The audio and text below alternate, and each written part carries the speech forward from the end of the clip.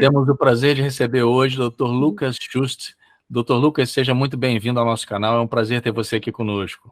Valeu, Keller. Obrigado aí, obrigado pelo convite, pela participação. Obrigado também, Cristiano. Sempre bom aí rever vocês aí, depois de tanto tempo, né, que a gente também não se encontrou mais.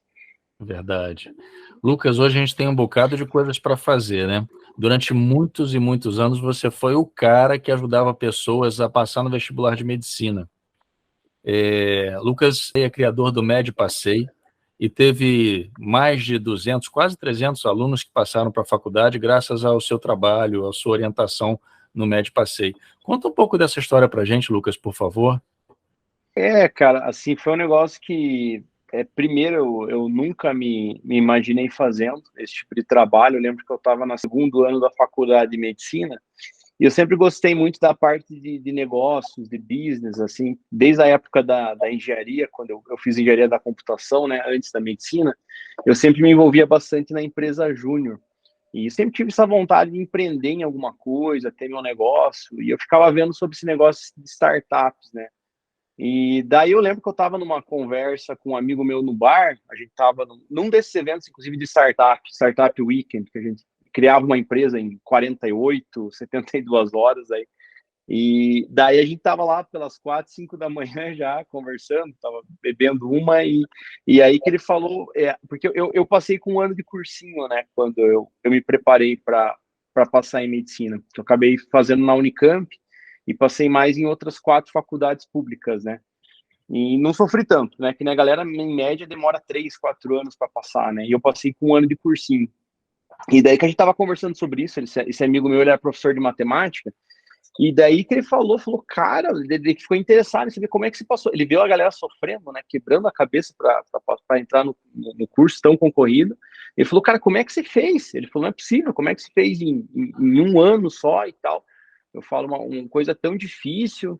Eu falo, cara, para mim não foi tão difícil assim. Eu me dediquei durante um ano, estudava ali suas 10, 12 horas por dia, mas assim, não foi um grande sacrifício, sabe?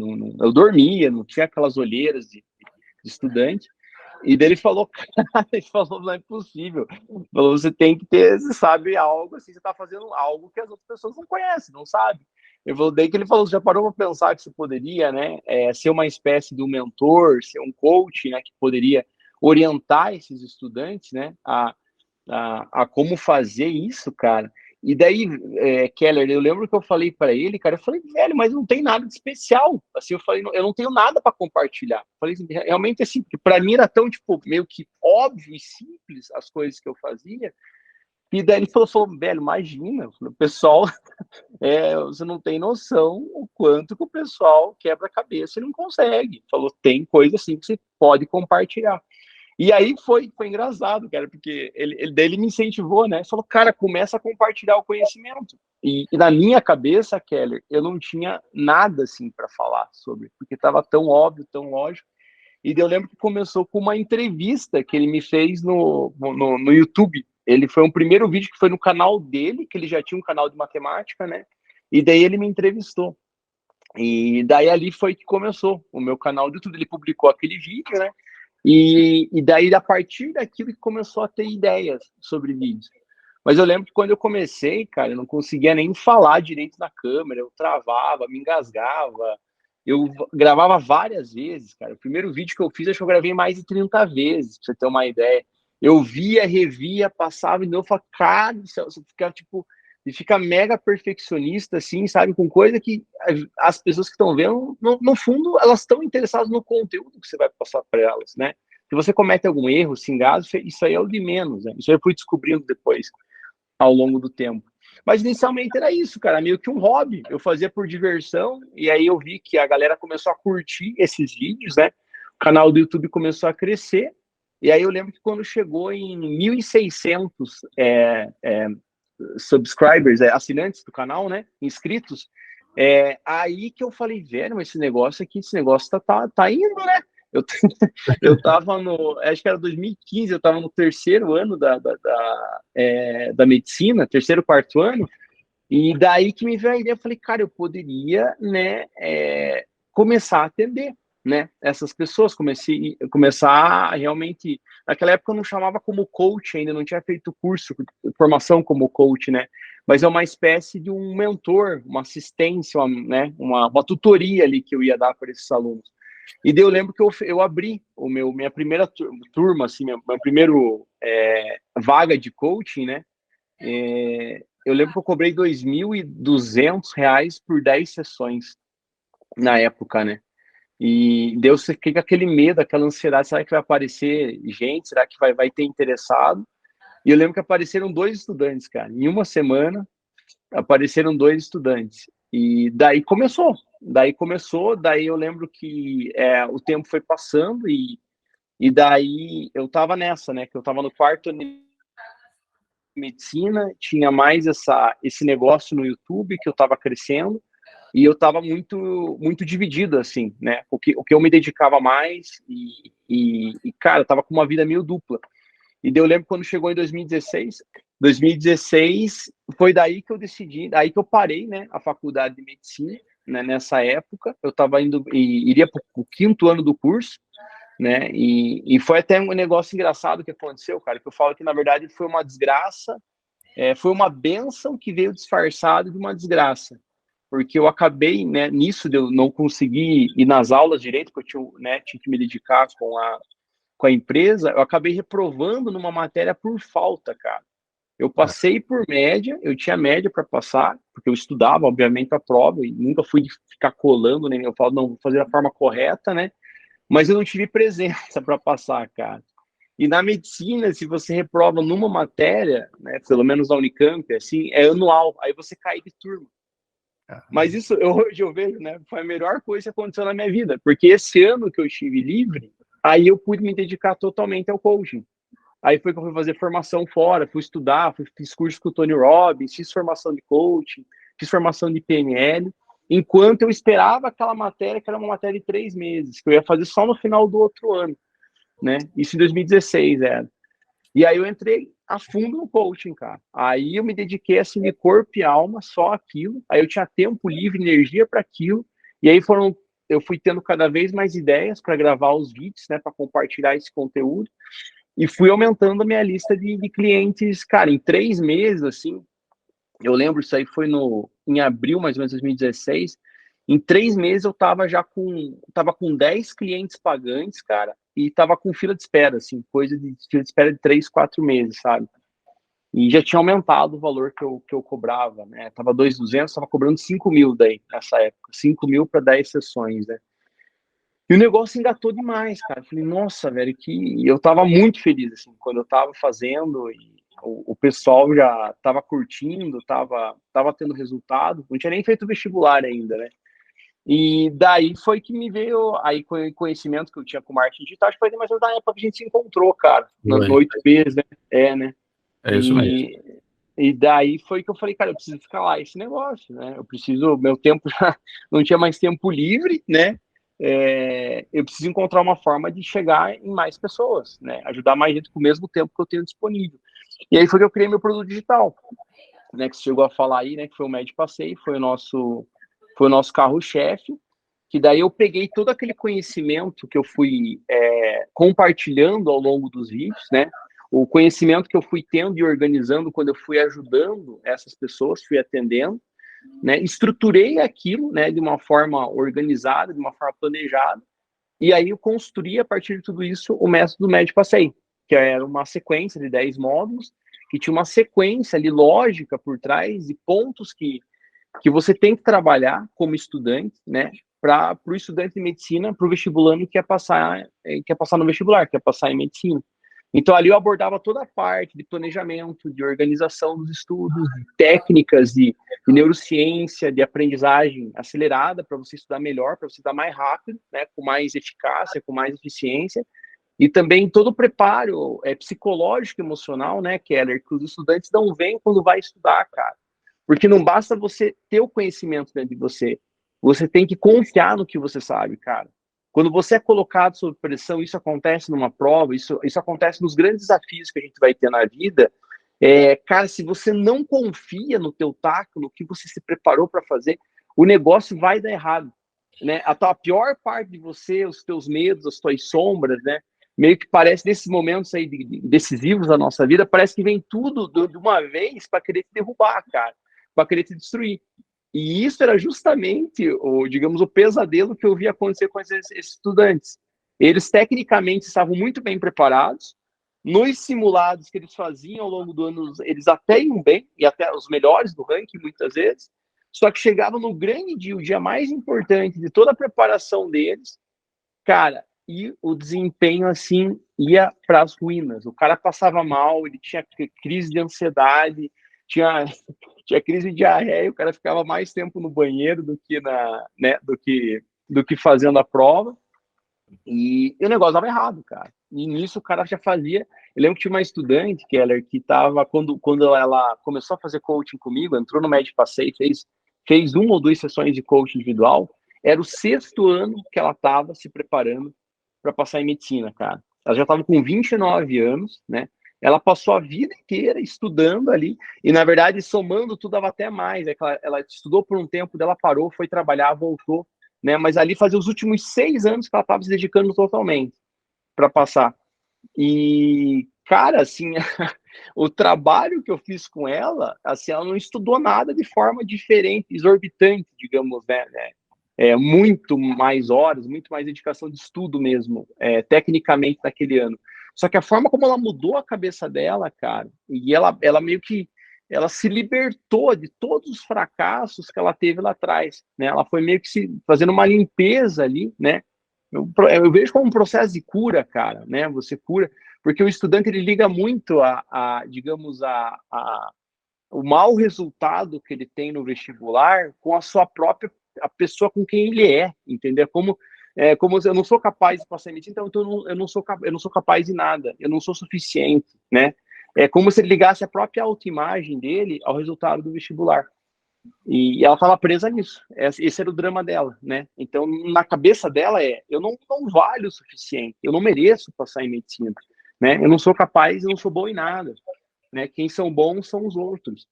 E aí eu vi que cara, esse era o trabalho que eu precisei fazer com ela. E aí ela passou numa universidade estadual, né? Uma universidade pública no final do ano.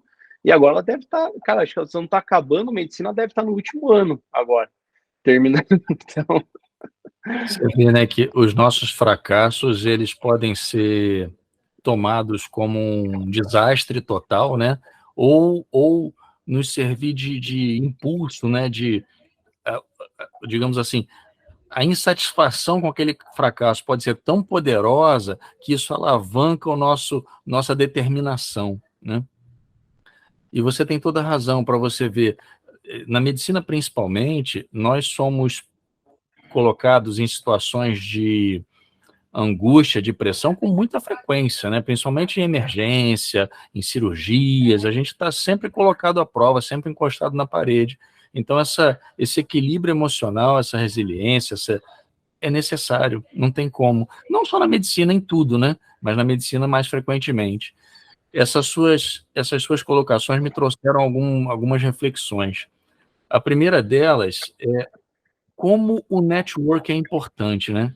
Você vê, você era um jovem médico, poderia estar cercado de vários outros médicos, e com certeza estava, mas você abriu sua mente para olhar algo que não era padrão, né? Então você começou a frequentar lugares onde não havia médicos e pessoas com outra cabeça, com outra mentalidade. É, nós nos conhecemos lá no 8Ps do Conrado, e eu percebi muito isso. Eu vejo que no meio médico ainda tem muito da pessoa não querer ajudar o outro, ainda tem um pouco disso. Tá? Acho que com essa juventude está mudando um pouco mais. Mas eu tive muitos insights, eu recebi muita ajuda de pessoas que não têm nada a ver com medicina. Um cara que é dono de posto de gasolina, poxa, você já pensou em fazer isso na sua clínica? Porque eu vi isso não sei aonde. Então, assim, essa mentalidade agregadora de um tentar ajudar o outro é fantástica, cara. Então, assim, você vê, se não fosse esse seu amigo que faz matemática, talvez você nunca tivesse pensado nisso e, enfim, isso não tivesse acontecido. E outra coisa curiosa é o óbvio, né? Eu fui dar uma palestra há umas 2 semanas e quando eu terminei a palestra, eu falei, para mim, A minha esposa perguntou, e aí, o que você achou? Eu falei, não achei nada, né, normal, mediana, né? Acho que vai, mediana. Medíocre. Medíocre, talvez, para mim era tudo meio óbvio, né, cara, assim, aí, no final da palestra, vieram algumas pessoas conversar comigo. Puxa, é muito bom te conhecer pessoalmente, você mudou minha vida, que não sei o quê. E a outra, pode tirar uma foto contigo. E eu falei, cara, olha só que curioso, né? O que pra gente às vezes parece óbvio, né? O que era óbvio para você, não, eu estudei assim, não é assim que todo mundo faz, Normal, né? Exato. E quando a gente vê, a gente sempre tem alguma coisa a agregar com o outro, né, cara? A gente sempre tem alguma coisa para ensinar. Não digo a gente, eu e você, mas todo ser humano tem uma história de vida, tem algo que poderia compartilhar, algo que poderia ser interessante e frutífero nas mãos de uma outra pessoa. Uhum. Sim, total, Kelly. Eu acho que você falou do meio médico, né? Eu acho que o médico tem a tendência, desde a faculdade, em pensar em falar só sobre medicina o tempo inteiro. Inclusive quando vai em lugares que não tem nada a ver com medicina. Digo, o cara não está trabalhando, ele não está estudando, não está num curso. Então o cara sai num bar, né? E ele fica falando só sobre medicina. Esse é um padrão que eu notei, né? Cada um fica falando sobre os casos que atendeu, os pacientes que teve. Cara, eu sempre achei, assim, na minha opinião, ficar só nisso muito enfadonho, muito entediante. Como eu já vinha de uma outra área que era a computação, a tecnologia, e assim, eu sempre fui um cara digamos, multifatorial, multifacetas. Eu sempre gostei de estudar outras coisas, né? Eu gostava de estudar línguas quando era mais jovem, gostava de estudar teatro, sobre arte, sobre cinema. Então, eu olhava para tudo isso e falei, cara, o mundo tem mais para oferecer, né? E aí foi que eu comecei a cultivar, né? Essas, que nem você falou, outras amizades que, cara, as pessoas vão enxergar o que você está vivendo ali, né? Você mesmo falou o teu próprio negócio de uma visão que nenhuma outra pessoa da tua área conseguiria enxergar. E às vezes ali está o grande turning point, né?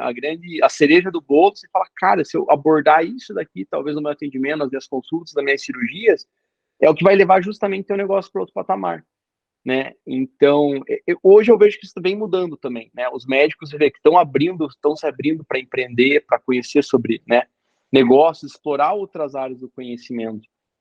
E o que torna, na verdade, se a gente for ver, né, Keller, a medicina muito mais rica, né? Se a gente for ver, porque a medicina, o que é? A ciência da vida, né? É o que estuda sobre a vida humana. E como que o médico ele vai conseguir ser um médico de verdade se ele é um cara que não vive, né? Não, não vive fora daquilo, ele não tem outras experiências, outros hobbies, outros interesses, né? Tipo, ele tá preso numa caixa. Fala, cara, como é que você quer lidar, né? Que é justamente abordar o tema da vida humana, né? E aquela definição de saúde da Organização Mundial de Saúde, né, cara? Saúde não é só física, né? Não existe uma pessoa fisicamente saudável se ele não está mentalmente equilibrado, ele não tem saúde, né? E muitos médicos não têm saúde, cara, por causa desse trabalho extenuante, enfim, da vida maluca, da falta de equilíbrio, uma série de fatores que, na verdade, a gente não aprende na faculdade. São soft skills, são habilidades que a gente vai desenvolvendo ao longo do tempo, se quiser, né, se buscar isso. Agora, cara, deixa eu te falar, Lucas, para o pessoal que talvez esteja aqui assistindo, que ainda não conseguiu esse sonho de entrar para uma faculdade de medicina, você tem algumas dicas aí mais frequentes, alguma coisa que você acha que possa ajudar para essa galera aí? Cara, eu acho que assim, se fosse resumir rapidamente aqui, né, nessa nossa conversa de hoje, cara, acho que o primeiro ponto, cara, é você sempre trazer, alimentar, sabe, visualizar o teu sonho, cara. Mais do que isso ainda, a realização do teu sonho. Ele já acontecendo. E tem uma das coisas, cara, que foi talvez uma das principais, se não a maior engrenagem, cara, que me manteve motivado, estudando, né? Naquele ano que eu estava fazendo cursinho, que eu tive que voltar para o cursinho, né? Quando eu estava na engenharia, tive que parar a engenharia, voltei para o cursinho para me preparar para passar em medicina. Era o tempo todo, cara, mas o tempo inteiro eu estava mentalizando, eu estava visualizando aquilo já acontecendo, cara. Eu já dentro fazendo a prova do vestibular, já passando na prova do vestibular, vendo meu nome na lista de aprovados, o meu grande dia da aprovação. E era muito louco, cara, porque naquela época, né, eu já me enxergava também, assim, foi uma coisa muito louca que, que parece que foi o universo inteiro conspirando para isso, mas eu já conseguia me enxergar sendo neurocirurgião, cara, naquela época mesmo. Depois, obviamente, é engraçado como a vida você vai quebrando a cara, vai se desiludindo, vão ter momentos ruins, né? Que você acaba se desanimando, se decepcionando. Então, teve momentos que eu já não queria nem ver mais aquilo na minha frente, né? São os nossos momentos de crise, né? Acho que todo médico, para se formar médico, vai passar por isso. Na faculdade, né? No primeiro ano, que seja primeiro, terceiro, quarto, quinto ano. Depois, às vezes, quando vai fazer a residência, vai entrar para a residência. Mas isso só faz você refortalecer, né? Cada vez mais o teu sonho. Então, eu acho que é isso, cara. Você o tempo inteiro tá mentalizando, visualizando cara, esse é o caminho, entendeu? Se você tá sofrendo, se tá muito difícil, pode ter certeza. É justamente por isso o desafio pelo qual você vai ter que passar. Porque para você ser um médico de verdade, o Keller, e assim, dependendo, tem áreas da medicina que, né, obviamente todas elas são importantes, mas eu vejo que tem áreas que vão te desafiar mais. Você vai ter que, de certa forma, lapidar mais o teu caráter, você vai ter que lapidar as tuas virtudes, as tuas competências como ser humano, para você conseguir exercer aquilo com excelência. Então, hoje eu olho para trás da minha vida, cara, e vejo a história de outros médicos também, e eu vejo que cada momento desse, de alguma forma, ele foi importante, foi especial para lapidar alguma coisa na tua personalidade, na tua essência, na pessoa que você é, na pessoa que você se tornou, para você se tornar cada vez um médico melhor, cara. Cada vez um médico mais foda lá na frente, né? Que é o que vai. São coisas que você está desenvolvendo agora que você acha que não serve para nada, né? Por exemplo, né, uma competência, né, o simples ato de conseguir chegar no horário nas coisas, ser pontual. Né? Por exemplo, você dá o poder da palavra, né, se a gente for pensar, né? Eu me comprometi, eu dei minha palavra que eu ia começar a estudar às 2 horas da tarde. Isso era uma coisa que eu pratiquei durante o meu ano da medicina. E eu chegava em casa, né, estudava no cursinho de manhã, aí almoçava em casa, às vezes ou em outro lugar, mas eu dava uma dormida ali de uns 10, 20 minutos. Só que às 14 horas, cara, independentemente se deu tempo de dormir, não deu, ou se tô cansado, tô com dor de cabeça, não tô. Às 2 horas eu tinha que estar sentado na minha mesa de estudos com o material já selecionado do que eu ia estudar naquele dia, que geralmente eram as matérias que eu tinha tido no cursinho de manhã, aquelas aulas, né? E 14 horas em ponto, cara, eu começava a estudar. Não importava a minha vontade, não importava o meu desejo. Esse é o poder da palavra, cara. Eu exercitei isso durante o ano todo, né? E deve ter, cara, não quer dizer que você nunca falhou, deve ter uma ou duas vezes que talvez eu tenha falhado. Sabe, coisas aleatórias que acontecem na vida? Aconteceu, furou o pneu do carro, aí eu não consegui chegar em casa às 3 horas da tarde. Mas isso é a exceção da exceção, cara. Então, são pequenas habilidades que eu vejo, o Keller, que, cara, você desenvolvendo isso vai levar isso para a vida inteira, entendeu? Você como médico depois, no teu consultório, nos teus atendimentos, nas tuas cirurgias, sabe? Então, às vezes o estudante não consegue ver a grandiosidade de tudo isso que ele está vivendo, porque ele tá preso no drama, ele tá preso no sofrimento, né? Ele só vê desgraça, ele só vê problema. Ele ele só vê, tipo, ele se matando de estudar, cara. E o ranking dele não melhora no simulado, velho. Você fala, meu Deus, tipo, a sensação que dá, velho, é que eu nunca vou conseguir chegar lá, nunca vai dar certo, né? Mas ele tá sendo lapidado, você tá sendo testado, cara. E é isso, quanto maior eu vejo os objetivos, a ambição que você tem na vida, que você quer conquistar, maior vai ser a contrapartida que a vida vai te demandar. Mais você vai ter que melhorar, né, se lapidar, mais virtudes você vai ter que desenvolver para você conseguir chegar lá. Então, faz parte da caminhada, cara. Já é o primeiro funilzão, né? Você está falando aí de resiliência, você está falando de determinação e, enfim, comprometimento. E são essas habilidades, enfim, você é um jovem médico com um futuro brilhante aí pela frente, eu tenho um pouquinho mais de tempo de caminhada, tenho 25 anos, cercado de zilhões de outros colegas médicos, e eu percebo muito claramente que são exatamente essas habilidades extra-técnica que fazem a diferença de um médico fantástico de um médico medíocre. E você vê que, é como você mesmo disse, essas habilidades a gente vai construindo ao longo de uma vida, né? E começa a construção mesmo antes do vestibular. Mesmo antes do vestibular. Isso é Exato. fantástico.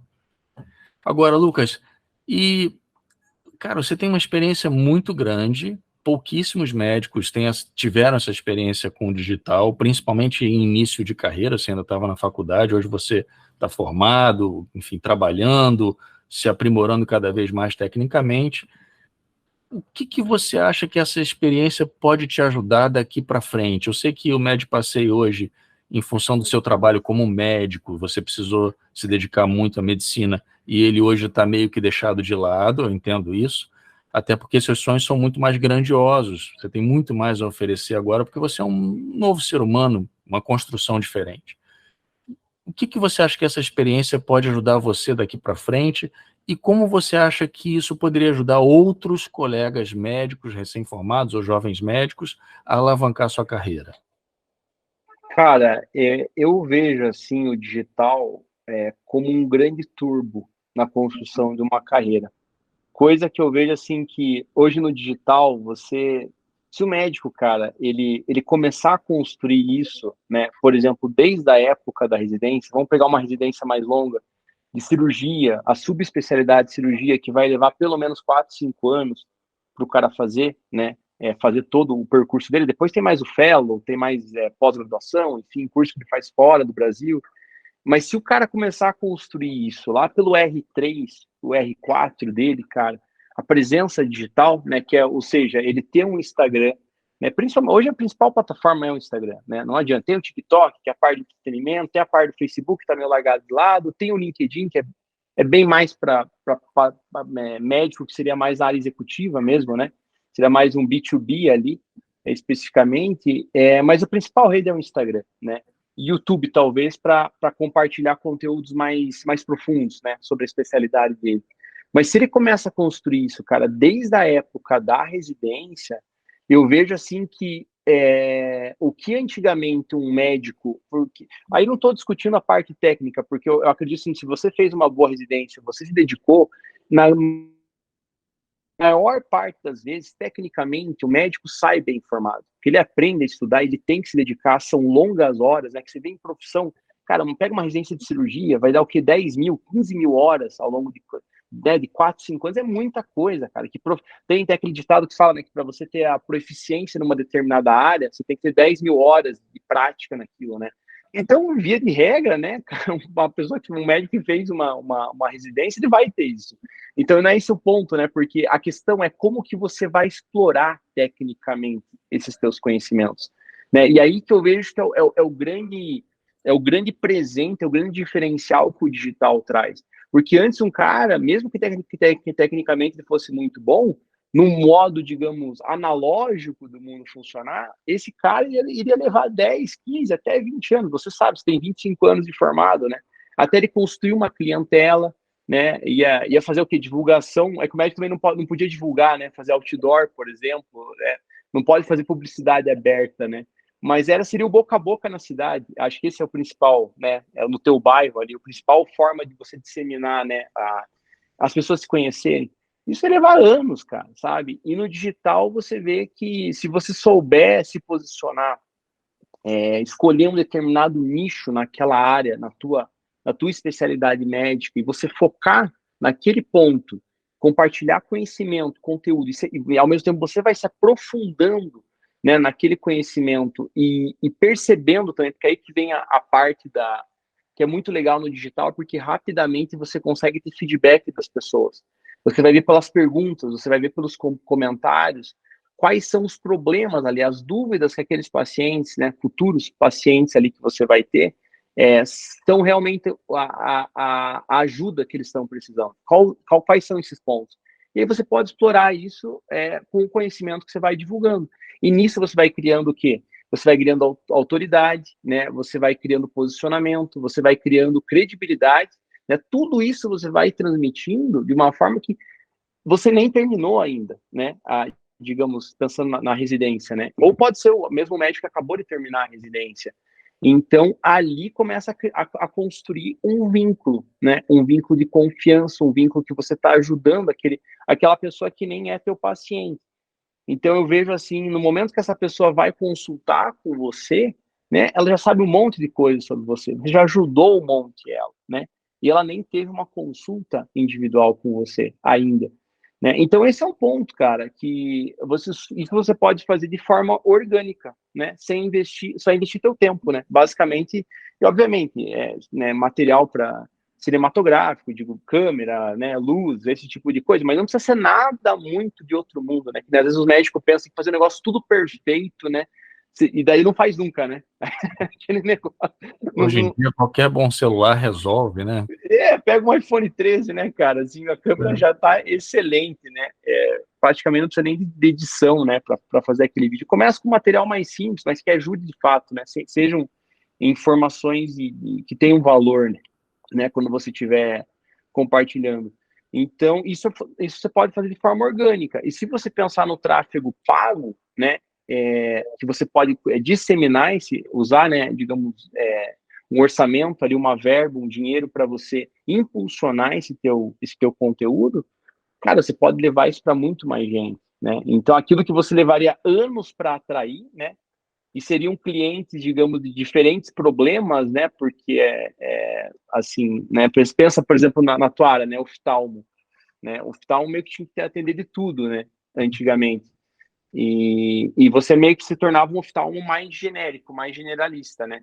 Hoje, você não, você só oftalmo, se você for divulgar, né, se posicionar como oftalmo, é algo muito abrangente, né? Então, o oftalmo ele tem que, né, para ter mais eficácia, eu vejo, para ele conseguir alavancar mais rápido a carreira dele, ele tem que definir uma área que ele vai focar mais nisso. Vai ser cirurgia de catarata, vai ser, né, cirurgia de refração, né, refletiva, para corrigir o grau, vai ser glaucoma, né? E focar mais naquele problema, porque daí você vai falar o tempo inteiro batendo, né, mais focado naquele problema, porque aquela é a dor do teu futuro paciente, né? Do teu futuro paciente pode se tornar ali teu cliente.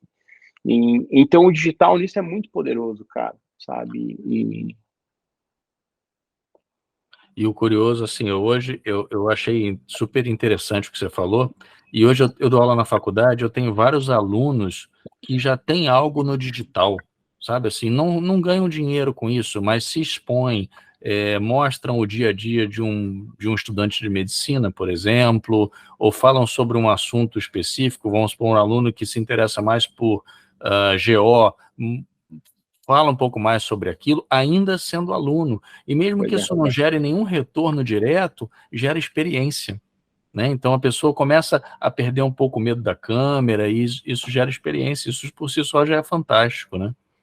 Uhum. Porque essa é a primeira grande barreira, né? Quando se começa a fazer vídeo, né? A gente fica muito travado, a gente fica mais, eu vejo assim, preocupado com o que as pessoas vão pensar sobre o que a gente está falando, né, do que propriamente preocupado em transmitir uma mensagem, né?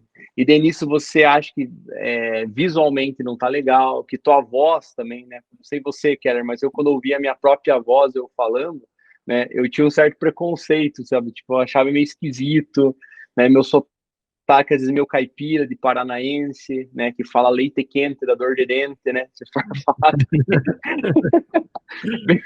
bem no interior do Paraná, cara, né? Altamente caipira. Aí eu fui melhorando um pouco, né? Eu fui suavizando um pouco mais o sotaque, tornando mais paulista aí, né? Mas eu não falo leite quente, né? Já percebeu, né? Que é o sotaque daqui, né? Mas você vê, cara, você me fez lembrar uma coisa, que antigamente a gente tinha muito boca a boca, né? Então o paciente vinha até a gente, ainda existe isso, através de uma indicação. Só que aquela pessoa que indicou, ela de alguma forma se conectou contigo, ela gostou do seu jeito, da sua forma de explicar, enfim, não importa. Aquela pessoa que vem por indicação, ela pode ou não criar essa conexão. Exato. Agora, quando essa pessoa vem através do digital, ela já criou conexão. Ela gostou do seu jeito de Senão falar. ela não marca consulta, cara. Ela não marca consulta, né? Ela nem te segue, né? Assim, pô, esse cara não fala de um jeito que me agrada. Acabou, cara. E tudo bem, E tudo bem, a gente não vai agradar todo mundo, né? Aliás, é justamente por isso que tem espaço para todo mundo, né? Por outro lado, embora a gente não agrade todo mundo, e a gente tem também que estar aberto às críticas, algumas construtivas, outras nem tanto, mas sempre vai ter alguém que gosta do seu jeito. Sempre, sempre, sempre. Vai ter alguém que se conecta contigo. Né? Você vê essa situação aí do caipira e tal, cara, provavelmente tem pessoas que acham que isso é um maior barato e que isso é isso que torna você diferente dos outros, entendeu? Poxa, eu gosto do jeito dele, é um cara despojado, enfim, verdadeiro, né? Eu acho que é isso, cara, acho que é isso. Exatamente. E você bate naquela tecla, né, Keller, que era o que o Conrado falava, né, do cliente ideal. Qual que é o teu cliente ideal, né? Porque é isso, o cara vai gostar do jeito como você se comunica, do jeito como você se porta, né? Geralmente é uma identificação, né, entre os valores que você tem, aquilo que você valoriza, com o que esse teu paciente também, de certa forma, valoriza. Então, você vê que até se pensar do ponto de vista de tratamento, cara, pensando lá na frente, a tendência desse cara estar muito mais aberto e receptivo para o que você vai falar, o que você vai propor como conduta médica para ele como tratamento, e, consequentemente, ele aderir também, né, a esse tratamento e aplicar, vai ser muito maior, cara. E, consequentemente, vai aumentar ainda mais seus resultados, né? Esse cliente vai ficar mais satisfeito, mais feliz, vai ter mais resultado na vida dele, vai falar mais bem de você para as outras pessoas, para quem ele conhece. Entendeu? Então, eu vejo assim que vai criando um círculo virtuoso, sabe? Vai se retroalimentando e vai crescendo cada vez mais o poder da tua marca pessoal, né? Da tua marca como médico ali, né? E daí, cara, é o que eu vejo assim que os médicos de mais sucesso que eu conheço hoje, eles têm. Eles conseguem fazer isso muito bem no final. Sim. E é treino, né? Treino. Não tem nada que você não se dedique pelo menos uns 20, 30 minutos diariamente, que ao longo de um ano você não vai ficar pelo menos 50% melhor. Precisa, não tem outro jeito. É como você falou, os meus primeiros vídeos eram assim, assim, assim, assado, e em algum momento eu desencanei, enfim. E os meus também. Cara, juro pra você, eu tava vendo, até no meu canal do YouTube lá, outro dia eu tava vendo, o cara parecia um robô falando. Parecia um robô, assim. Era bizarro, cara. Era algo mecânico, assim, sabe? E eu espero que a gente volte a se encontrar daqui a uns 5 anos e a gente comece a rir desse vídeo de hoje, porque é sinal de que nós nos aprimoramos também, cara. Uhum. Bom, Lucas, cara, é muito bom estar contigo, tem um tempão que nós não nos vimos. Me diz uma coisa, o pessoal que quer conhecer melhor você, saber do seu trabalho, onde eles te encontram, cara? Quais são suas redes, como é que é isso?